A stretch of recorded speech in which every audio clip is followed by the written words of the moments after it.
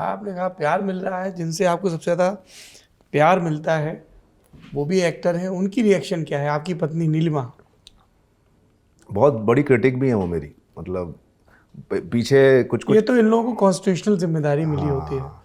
पत्नियों को और पतियों को अपने अपने पार्टनर्स की निर्मम आलोचक होने की। आपके साथ भी होता जी बिल्कुल। है। जिस दिन मेरी पत्नी ये कहते कि ये काम तुम्हारा ठीक है, मेरे को लगता है मेरी वो ऑस्कर वाली स्पीच कहाँ है, लाओ बोल देता हूँ। इनको पसंद आ गया।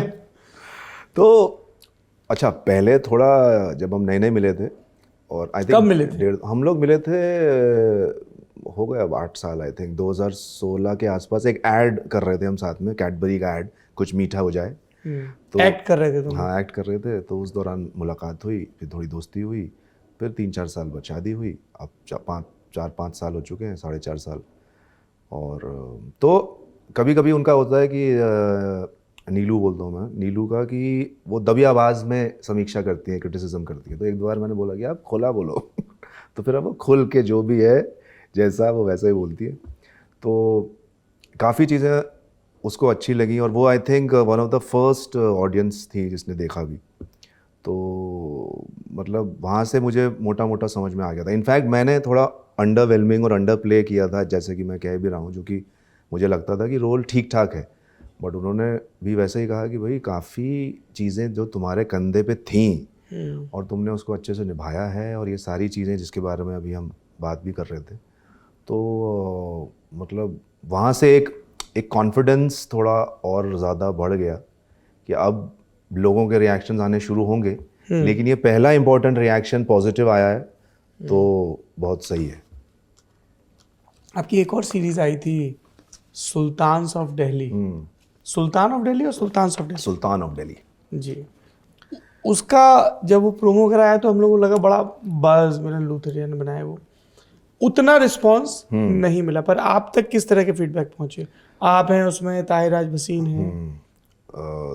और वो मतलब मेरे लिए तो वो शो करना was completing one big circle in my life. उसकी वजह ये थी कि कई साल पहले जब काम शुरू किया था, शुरुआती दौर में, एक बहुत बड़ी फिल्म उन्हीं डायरेक्टर ने बनाई थी, once upon a time in Mumbai, जिसमें वेरी हम, स्टाइलिश फिल्म। हाँ, जिसमें मैं लिटरली क्राउड में था। So I was one of the goons, one of the henchmans with the main actor. तो वो पूरी फिल्म का एक्सपीरियंस मेनली यही था, कभी एक आध लाइन कहीं बोलने को मिल गई तो बोल दी, वरना हम उनके साथ थे। और वो सही भी था, ऐसा नहीं था कि किसी दबाव में वो चीज़ की है। वो शुरुआती दौर था, उस समय इतनी बड़ी फिल्म का हिस्सा हो जाना अपने आप में बहुत बड़ी बात होती थी आपके सर्कल में, कि आप यार इतनी बड़ी फिल्म कर रहे हैं। और कोई फॉर्मेट नहीं था, OTT लॉन्ग फॉर्मेट कुछ नहीं था। तो वही एक चीज़ें थी कि यार क्या करें। तो वो एक्सपीरियंस था। और मुझे याद नहीं है कि मेरी मिलन सर से उस शूट के दौरान कभी बात भी हुई होगी। अब वो चीज़ ख़त्म हो गई। अब 7-8 साल बाद हम अपने रास्ते पे, उन्होंने भी और कुछ चीज़ें बनाई, ब्लॉकबस्टर फिल्में बनाई उन्होंने, उसके बाद डर्टी पिक्चर वगैरह और काफ़ी चीज़ें। अब 7-8 साल बाद जब लॉन्ग फॉर्मेट आता है और वो इंसान अपना डेब्यू कर रहा है इस फॉर्मेट में, तो वो एक कहानी लेके आता है जिसके लिए आपको बुलाया जाता है और नरेशन होता है बाकायदा, और फिर आपसे पूछा जाता है कि आप इसका हिस्सा बनना चाहेंगे। तो उस पूरे नरेशन में मैं तो यही सोच रहा था, ऑब्वियसली वो कैरेक्टर बहुत अलग था।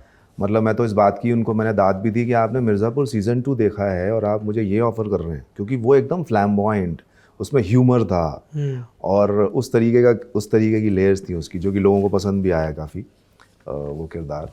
तो मेरे लिए तो यही था कि यार ये चीज़ सबसे पहले तो इसलिए करना ज़रूरी है क्योंकि ये वो सर्कल पूरा होगा, कि ये इंसान के साथ ये मुझे इसी शो में लीड ऑफर कर रहे हैं, तो पहले तो मैं यही करूँगा इस वजह से। तो अच्छा था। और क्योंकि मैंने जैसा कहा कि ह्यूमर था उसमें और एक अलग फ्लैम्बॉयंस था, गले में रुमाल बांध के चल रहा है, और मेरे पास एक लिबर्टी थी कि मैं किस OTT प्लेटफॉर्म पे? डिज्नी हॉटस्टार पे। और नंबर्स बहुत अच्छे थे क्योंकि वो शो बहुत बड़ा था और बहुत बड़े लेवल पे प्रमोट भी हुआ, और काफ़ी हॉटस्टार का one of the maximum number जिसे मिले पिछले साल, उनमें से एक शो था सुल्तान ऑफ दिल्ली।